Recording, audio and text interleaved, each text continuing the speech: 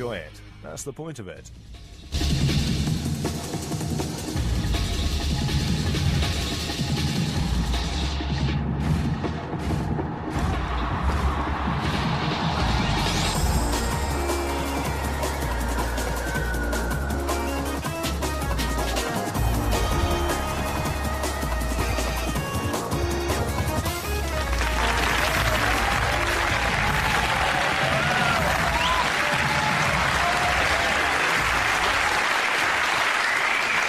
No, I disagree. I think things are much better now because 10 years ago you couldn't find a golf sale, whereas now they're much better signposted as far as I'm concerned. Hello, welcome to Nevermind the Buzzcocks. Phil's first guest has played with King Crimson and behind Cliff Richard before finally bagging his own number 2. It's Gordon Haskell. I just wanna give you all the love. Gordon says he lives in the same village as Madonna, but boasts that he has a better view. Yet from where you are, you can see a £9 million mansion. All she can see is a corrugated iron shack surrounded by Calagas empties. His second guest is the motormouth queen of Hangover TV. It's T4's June Sarpong. June goes out with a bloke who claims to be a distant cousin of Eddie Grant. And yet still the critics say we can't attract big-name music guests on the show. The girlfriend of Eddie Grant's cousin and Gordon, Phil's team, ladies and gentlemen. Phil's first guest is Culture Club bassist, and in case you're wondering, no, he wasn't. It's Mikey Craig. According to the rest of the group, Mikey was the biggest member of Culture Club in the trouser department, if you know what I mean. Although to this day, they've never revealed which one of the bands suggested the cock measuring contest. Internet rumours only have a hint at the mysterious Boy X. His second guest is moody singer-songwriter Tom McRae.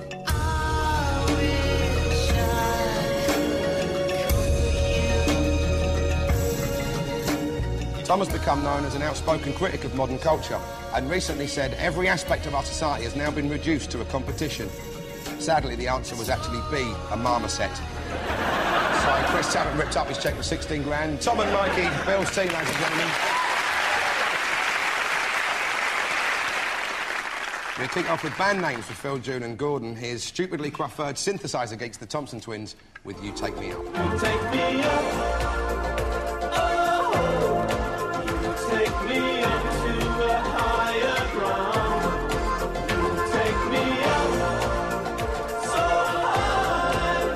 Now I never wanna come back down. The Thompson Twins back in 1984, but how did singer Tom Bailey and the two that didn't seem to do anything at all come by their names, do you think? Thompson Twins, right. Yes. And there were 3 of them. Mm-hmm. That was their side-splitting humour. That was it. And that video, they're obviously set in some sort of labour camp or prison. And I think the last thing you want to be singing about is You Take Me Up. Because I think there's no doubt when you're in prison where you're going to be taken up, you know. You take me up. Whoa! Have I got the right programme? I don't know, we booked Sting. Can we just have a look? You showed them here. Look, Yeah. this is actually a ride at the Moroccan Disneyland.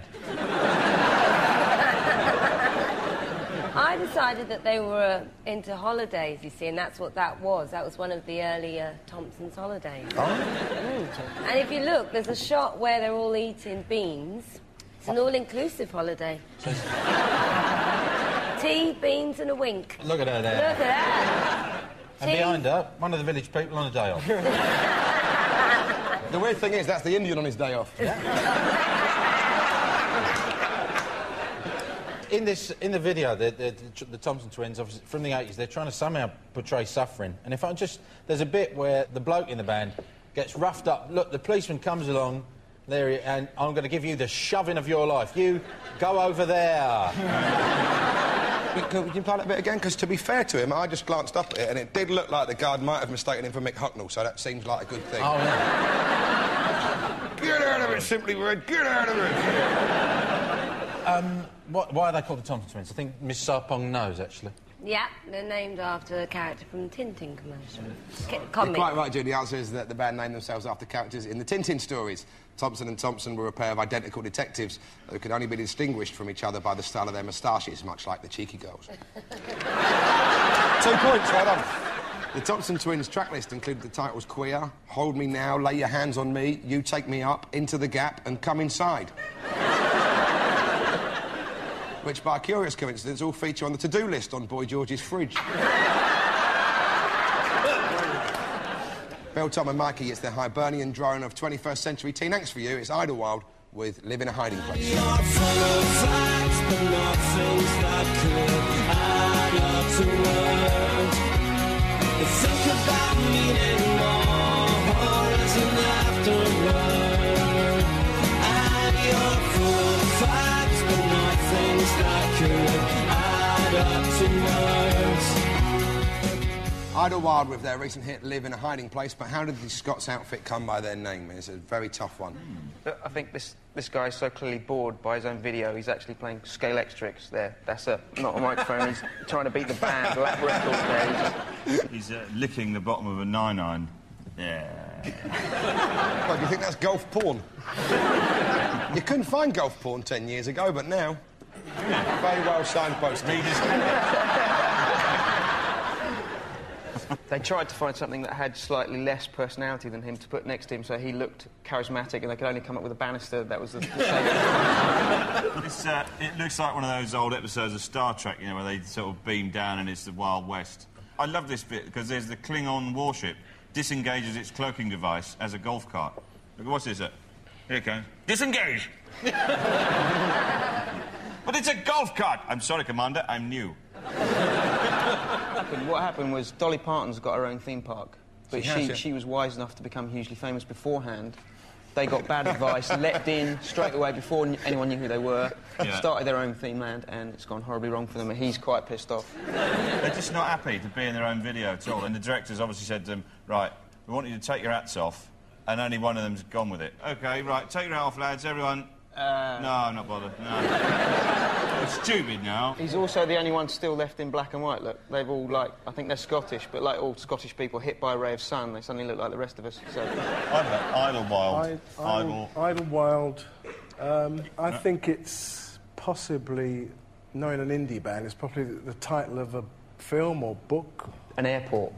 I know there's an airport in America called Idlewild. Right, there used to be. JFK was used to be Idlewild. And they wanted to sum up the musical Idlewild experience, which is the equivalent of being fog-bound for about 9 hours. So, and they wanted Charles de Gaulle, but that was too French in order to take it. No, it's not that. It's a very good guess, because it's the only word I would have known that had Idlewild in, but it was wrong. It's an anagram of whittling. For? Whittling. Whittling. The technical term. Is that like a northern game? We had nothing, we were just out whittling. Trust me, just relax. Last time an older man in a long coat said, trust me, it didn't work out. Is it German? Idlewild. Bill, sometimes in life it's the bigger man who says, I don't know. I don't know. See? The answer is the group named themselves after the quiet meeting place in the book Anne of Green Gables. Lead singer Roddy Woomble had read the book when he was 14, and Idlewild, the name of Anne's secret hideaway, stuck in his head. Funnily enough, that same week he was kicked out of the Brownies for being too soft. He had to go home with a tear-soaked leotard. Obviously, I can't give you any points for that. Idlewild played at the opening of the Scottish Parliament. It may be coincidence, but the first law passed was the act of who booked these annoying bastards, followed by a windfall tax on batter. At the end of that round, Bill's team have no points, Phil's team have 2. Episode shooting its loads right after we finished off the... As the intros round, Phil and Gordon try and entertain June with these. Go on, Gordon. All right? Yeah. 1, 2, 3, 4. Rid-di-did-di-do, rid-di-did-di-do, rid-di-did-di-do, da-da-da-da-da-da. I've got to say, June, they did a pretty good job then. Can you do it again? Certainly. 1, 2, 3, 4. Rid-di-did-di-do, rid-di-did-di-do, rid-di-did-di-do, la-da-da-da-da-da. Whatever it is, it sounds very nice. It is a very nice song. That's nice. It's a bit like, you know that song Park Life? Yeah. It's like a 60s version of Park Life. You forget the pop songs, because every Sunday you've got Big Vern distracting you. June, June, I've got a new hand shadow. Look. Lazy Sunday afternoon. That's exactly what it was. Lazy Sunday by the Small Faces. It should have sounded By like the this. Small Faces.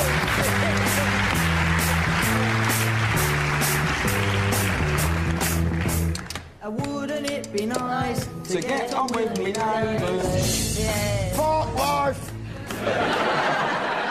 See, I got that one right, didn't I, Mark? Well done, June. Thank you.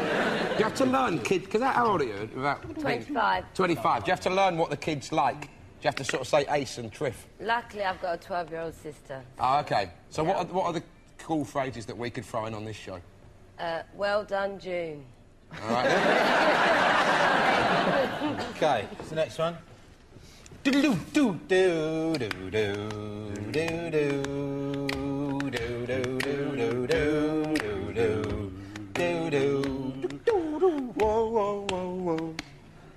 Gordon's brought his own timpani section.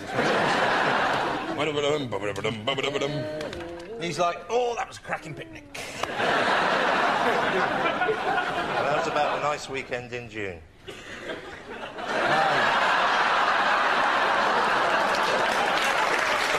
What can I say, Gordon? I don't think you know it, June. No. EastEnders? Again, please.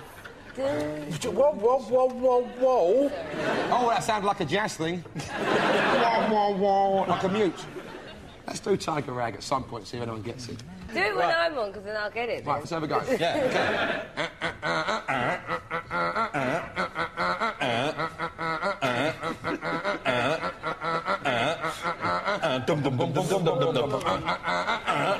June? Tiger, by all the jazz bands.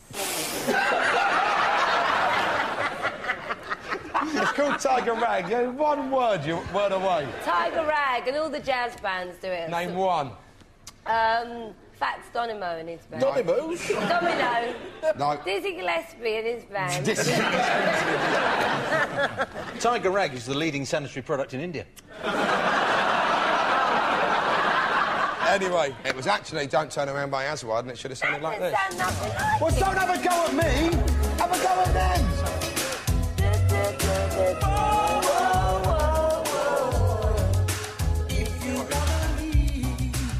Nowhere near it. OK. Oh, let's hope we can get this one. 1, 2, 3, 4. I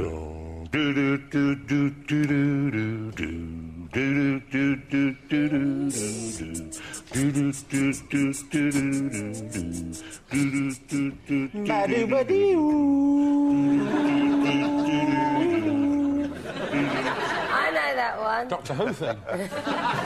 No, it's Omar. There's nothing like this. It was Omar. Could have sounded like this. That was very good, guys. You were very good. Thank you. So they were Lazy Sunday by the Small Faces. The Small Faces claim that their first break was when a young Peter Stringfellow booked them into one of his Sheffield clubs in the 60s. And to this day, Ian McLagan still treasures the first 10-shilling note that got tucked into his Y-fronts. The Small Faces were so named because every band member was under 5'5". In fact, at some of the early gigs, they were bottled off with miniatures. Don't Turn Around by Aswad. Bizarrely, Aswad once booked London's Camden Centre to host a 3-day careers course. It was on that very course that Hearsay picked up all the skills needed for a 3-day career. And there's nothing like this by Omar. According to his publicity, you can recognise Omar by his trademark hair, which towers above his head. To be honest, I'm not sure I'd recognise Omar, even if he had a badge saying, I'm Omar, and a passport, a full set of dental records, a breakdown of DNA, and both parents pointing at him saying, that's our son, Omar, the pop singer. Till I see a Blockbuster card, I trust no one. Bill and Mikey. There was some for you to do towards Tom. Take it away. Right, you ready? I'm ready. Down. Right, ready? Give me the tempo. 2, 3, 4.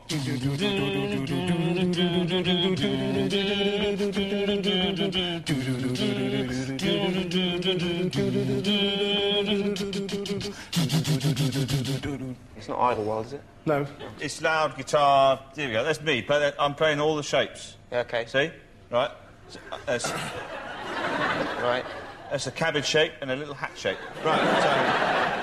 So, ready? 2, 3, 4.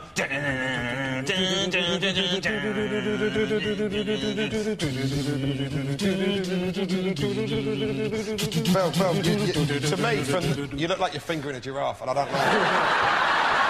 I don't like that image in my head. No, that'll be... Yeah.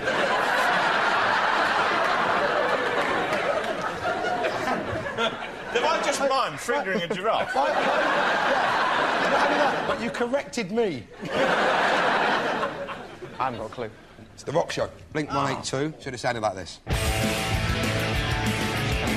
all sound the same. OK, yeah.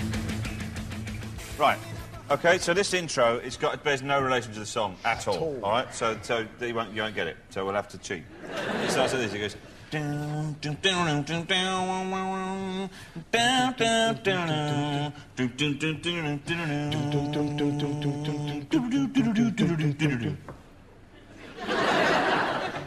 sounds like the Rockford Files. I ain't got a clue. Yeah. All right. Yeah. Ta-da! Whoa!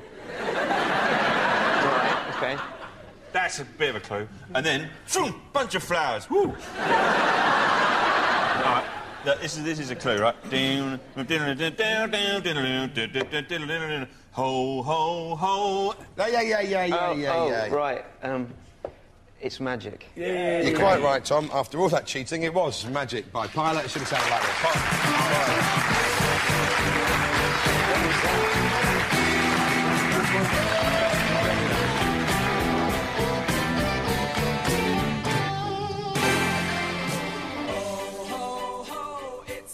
Do another one for us, Mr. Bill. Got it. Ready?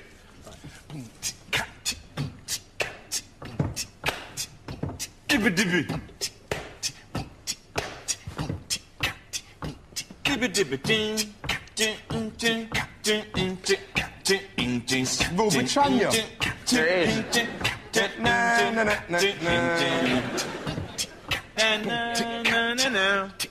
it. That was done it. All right. That's it. Euro anthem.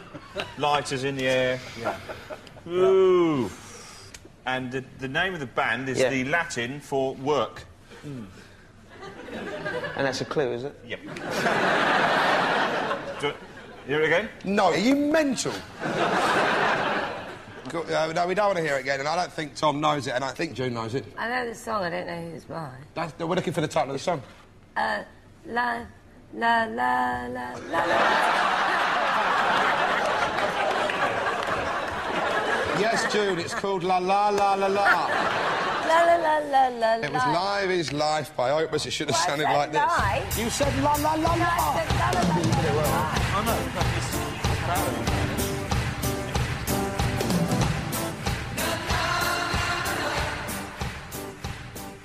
So they were The Rock Show by Blink 182. Blink 182 are renowned for their wacky titles. Their songs include Daddy Broke My Butt, My Mum's a Transvestite, and It'd Be Nice to Have a Blowjob. So I drifted off there. I only know 2 Blink 182 songs. Magic by Pilot. Billy Lytle went from the Bay City Rollers to Pilot before ending up in Dollar, thus disproving the second theorem of Yaz, that the only way is up. And Live is Life by Opus. Opus' Live is Life was their only British hit, but since 1973 they've had a string of enormous successes the length and breadth of Europe. Even as I speak, their hits are massing on the borders from Spain in the west to Norway in the north. And we must not let this menace spread across the channel. Last week, I delivered an ultimatum demanding they desist from this act of aggression. And I have to tell you that as of about now, I've received no such undertaking from them. So it is my solemn duty to inform you that as from midnight tonight, this programme will be at a state of war with Opus.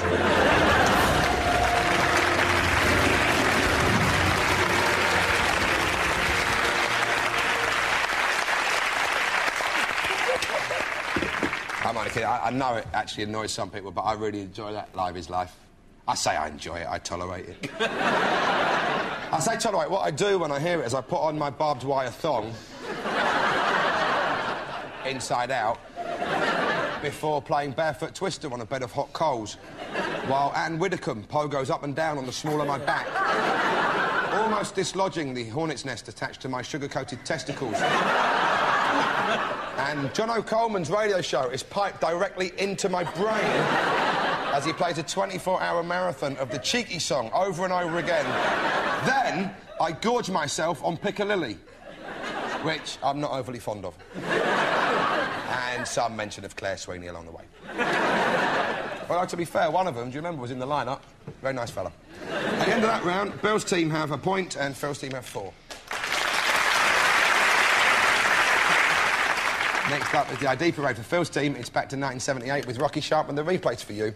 And for the audience only, here they are with their top 20 hit, Ramalama Ding Dong. Oh, oh, oh, I've got a girl named Ramalama Ding Dong. She's fine to me. Ramalama Ding Dong. You won't believe that she's mine, oh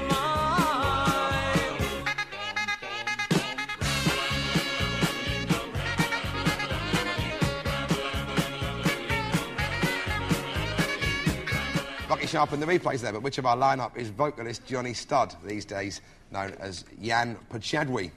Is number 1 Johnny Studd? Or is it number 2 Simon Sexbomb? Or number 3 Freddie Fanny Magnet? Or number 4 Hugh Direction? Or number 5 Timmy Tiny Todger? June, do you remember them at all? No. When did it come out, Mark? 78, I think. I was How old born would you in have been? 77. Okay. You were 1. No, but people can have heard of things from before they were born. No, surely. I've heard of lots of things before I was born. I mean, Just- Hendrix was probably not around when you were born, Yeah, but we'll have a bit of if Jimi he was here, Hendrix. you'd go, oh, that's But, Jimi Hendrix. Of course. Pat Gordon, didn't you play with Jimi Hendrix? I lived with him. You lived with him, so you'd recognise him. You lived with Jimi Hendrix? He still owes me rent. Good luck catching up with that. Well, 1 and 2 have got rocker shoes on, haven't they? They've got teddy boy shoes on. Okay. Number 3 looks kind of satisfied. Satisfied in what way, Gordon? In a kind of saxophone way. He looks like he's blown a few. Number 4 teaches potions at Hogwarts. I don't think he was in the Number 1 and 2, they got the shoes on, and I think that's a distracting tactic. Number 5, he's just glad to be out for the night. I think it's number 3. Number 3? There's no doubt about it. Well, I'll go. Number 3. Gordon's just like me. Horlicks has kicked in whoever. If I can leave any second, then it's definitely number 3. Number or 3. 4. If you say 4, it's definitely number 4. Number 3, yeah. Not number 5. He was in my basement till this morning. We had one lodger try to leave without paying the rent. I'm not forgetting that, I tell you that. 3, please, Mark. But we'll find out with the real Jan Pachadwi. Please make himself known. Of course, it's definitely not number 3. Nowadays, the communications manager at the Automatic Vending Association, Jan Pachadwi, ladies and gentlemen. Thank you very much for coming on, Jan.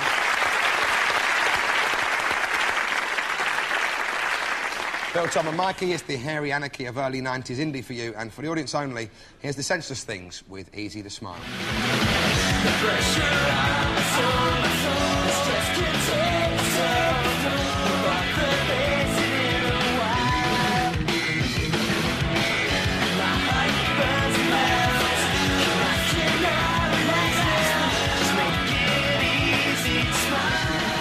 The Senseless Things from a mere 10 years ago, but which of our lineup with guitarist Ben Harding is number 1, Senseless Thing? Or is it number 2, Coxless Pear? Number 3, Boneless Turkey? Number 4, Loch Ness Monster? Or number 5, Seedless Fruit? That is quite a scary lineup. Number 1 looks like he has the cold, dead eyes of a killer.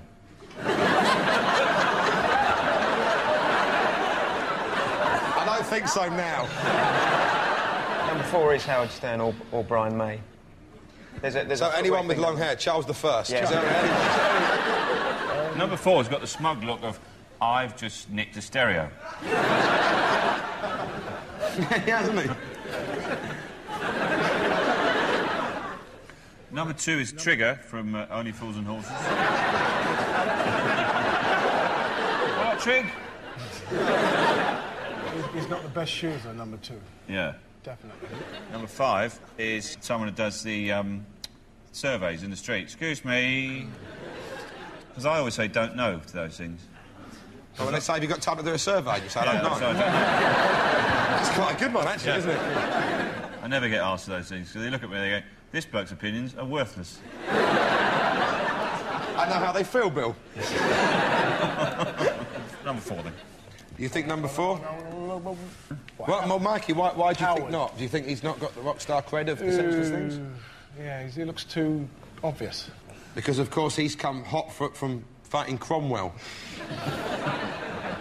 Or marrying Anita Dobson, one of the two. What do you think? I think it's 3. Yeah? I think it's 3. 3's the only one not in a coma. OK, number 3. Number 3, let's go with it. You think it was number 3? Yeah. Right, let's find out. With the real Ben Harding, please move forward. Yeah.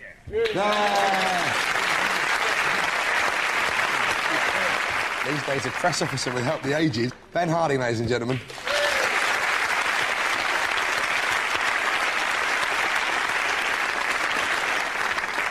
So we end the show, as always, with next lines. Phil's team's in the lead, and your time starts now. Wouldn't it be nice to get on with my neighbours? But it's Osama bin Laden and he shot my dog. But they make it very hard because they've got no time for ravers. Oh, we're going to rock down to Electric Avenue. Then we'll take it higher. When we take it higher. There you go. These boots were made for walking. And that's just what they'll do. Yeah, Nancy Sinatra. Each afternoon, you train baboons to sing. You played on it, Gordon? Oh, I did? Yes, you did. Or swim in purple Perspex water wings. King Crimson, indoor games. Sex bomb, you're my sex bomb. You can give it to me when I need to get them along. OK. Bill, you need 6 points. And your time starts now. It's time to kill the king. It's written in the scripture. Oh, no, this is me, isn't it? It is you. See what tomorrow brings. It's time to get through this. See what Oh, tomorrow brings. How many albums have you had out? One? One. It was a long He's time been ago. around for 40-odd years. At least there's an excuse for, oh, so I did with King Crimson in '67. Got to get a bigger picture. Yeah. Well done. I'm proud. You got your own song off your one album. Her name was Lola. She was a showgirl. She was a showgirl. Well done, Mikey. Love it would be easy if your colours were like my dreams. Red, gold and green. Red, gold and green. That's the fella, yeah. Did you sing it like that? Red, gold and green. No, that's how Roy sings it. That's how our guitarist sings it. Oh, right. Yeah. That's the Chaz and Dave tribute band. Red, gold and green. Come on! Come on, get your sweets, £4 a pound. Life is life. You were so close. Life is good. It is no. That was it. Now, you can't have a point for oh when I'm looking for no. I'd say that's churlish. Well, that doesn't sound like me. Let's see if you get this one, smart Alex. Yeah, you think you're the cat's pyjamas, don't you? Yes. You think you're the bee's knees. The badgers nadgers. There you go. The bravest animals in the land? Are the giant lions. Captain Beaky and his band. Captain Beaky and his band. Yes. Well done. Well, at the end of the quiz, there's nothing in it. Apart from 1 point. Which will mean there's a loser. It's Bill's team with 7 points. Well done, you've lost. And Phil's team have won with 8.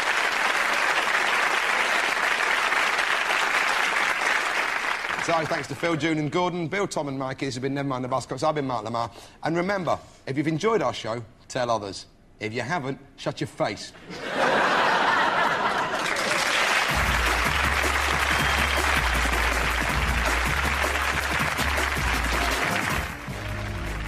G2's foul-mouthed granny figure Catherine Tate is here next. Later on, Mark Lamar's joined by an ex-strangler and a former banana. And then Mrs. Merton talks to the much-missed daytime TV legend